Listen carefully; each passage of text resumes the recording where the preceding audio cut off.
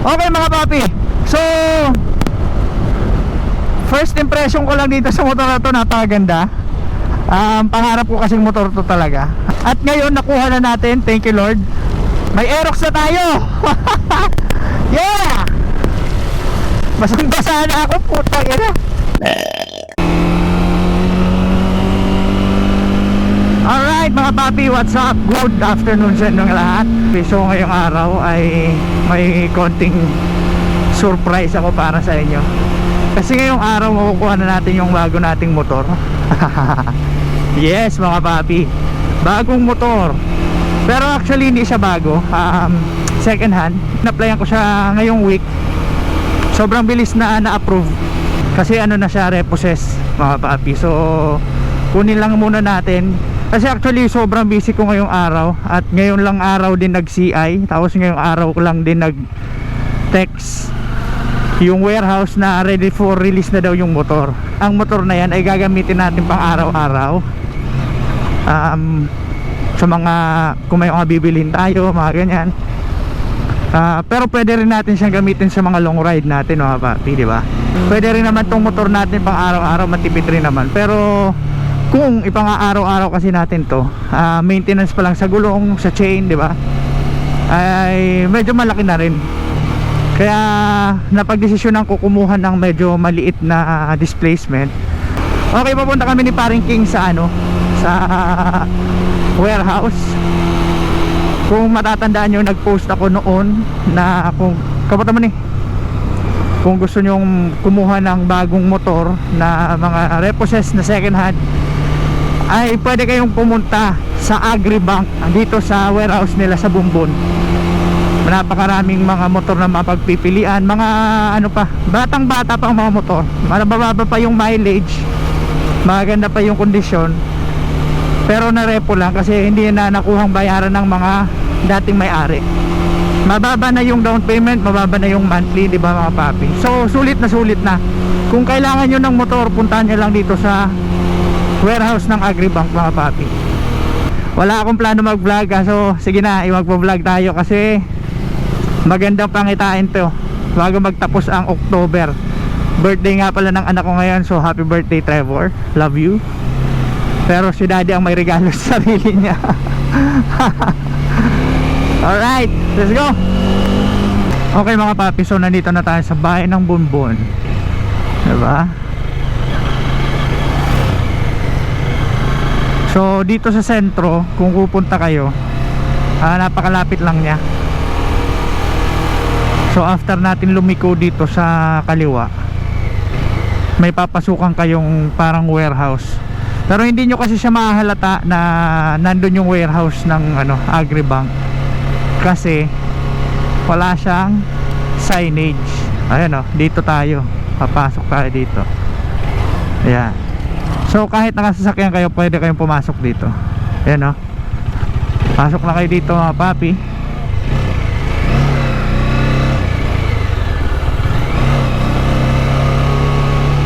Ay, sarado, putang ina.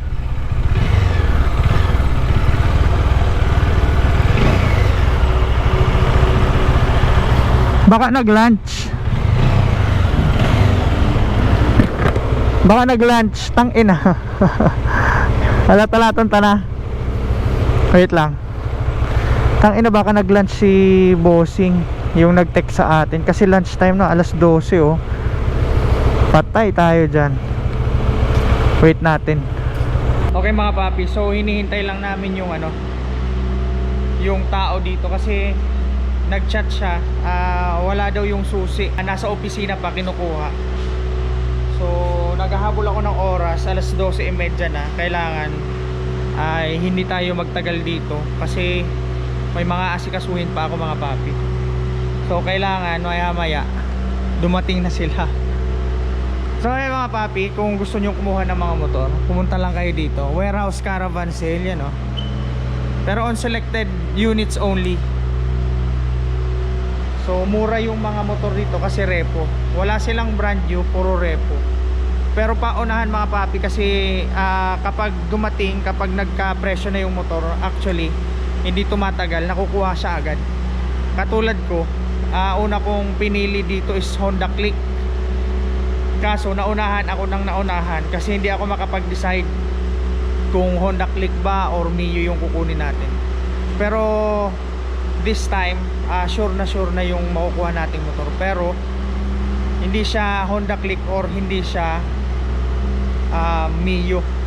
Ibang motor mga papi ang nakuha natin. Pero goods yung deal kasi mura na siya. Tapos ang down payment natin mura na rin, 5,000 down payment. Tapos ang monthly natin 5,000 lang din, 4,000 mga ganyan. So excited na ako. Kaso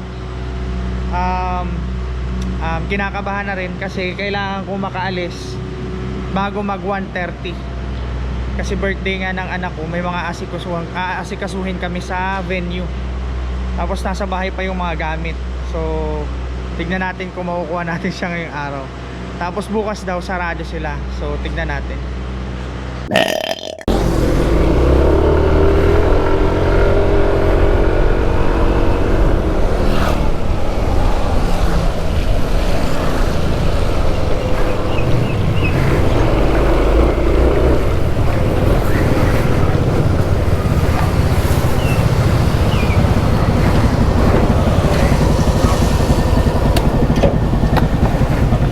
Isang gatos lang, boss.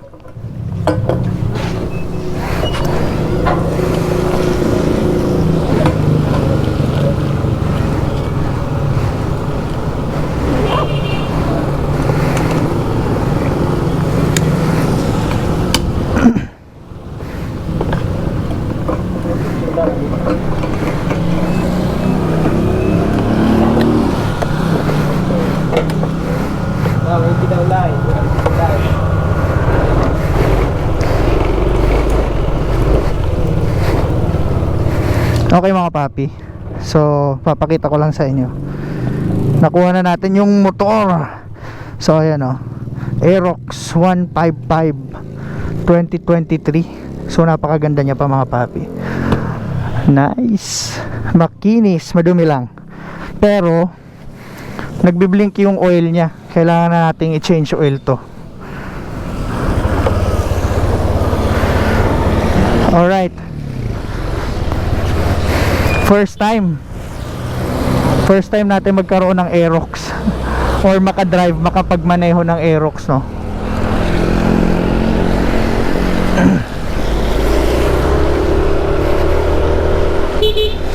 Nay! Ayos. So napakabilis lang ng proseso ng pagkuha natin ng motor na ito mga papi, no? 3 araw ang hinintay, nakuha na. Okay mga papi, so first impression ko lang dito sa motor na to, napakaganda. Pangarap ko kasing motor to talaga. Even before pa ako makakuha ng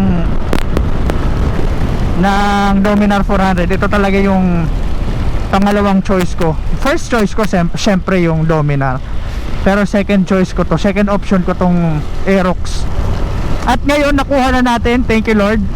Napakalupit. Talagang ibibigay sa'yo ng may kapal kung ano ang para sa'yo mga papi. Alright mga papi, so nakita nyo naman umuulan, pero kailangan natin makauwi kasi may event tayo na kailangan puntahan. Sarap, dunking. Kalbo na nga pala ang gulong nito mga papi. So abangan nyo yung mga ano natin, mga gagawin natin dito sa motor na to. Kailangan natin siyang i-change oil. Kailangan ko ipalinis yung CVT niya for ano lang, for security na na okay pa yung CVT niya. Kailangan natin, okay, ang motor ay rehistrado pa rin naman, kaya okay pa siya, magagamit na natin siya. Magpapalit tayo ng gulong, maghahanap tayo ng ano, ng gulong. Kailangan natin palitan tong gulong kasi kalbo na yung likod. Isasabay na lang natin yung harap at likod mga papi. So medyo magastos-gastos pa to, pero at least may Aerox na tayo. Yeah! Sarap, lakas nito mga papi. Paano pa kaya kung na-change oil na to?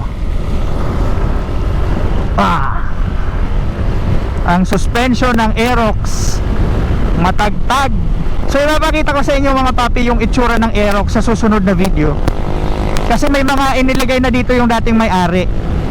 Tapos may mga ilaw na rin siya, mga integrated na lights. Maganda na yung setup na inilagay nung may dating may-ari. Wala tayong masyadong babaguhin dito sa motor na to kasi pang daily lang naman natin to eh. Kailangan talaga natin ng daily na motor. So ayusin lang natin yung kondisyon ng makina, ayusin lang natin yung kondisyon ng ano niya, ng brakes. Now it's good to go na to. Diba? Alright. Tsaka syempre papablessing natin to. Ang takbo niya is 16,975. So batang bata pa. So wala naman tayo naririnig na lagatik sa makina niya or dito sa gilid or yung mga part na para bang kumakaskas siya. So medyo okay pa.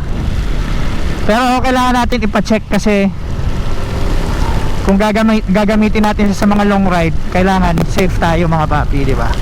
Hanep ang Aerox signal light.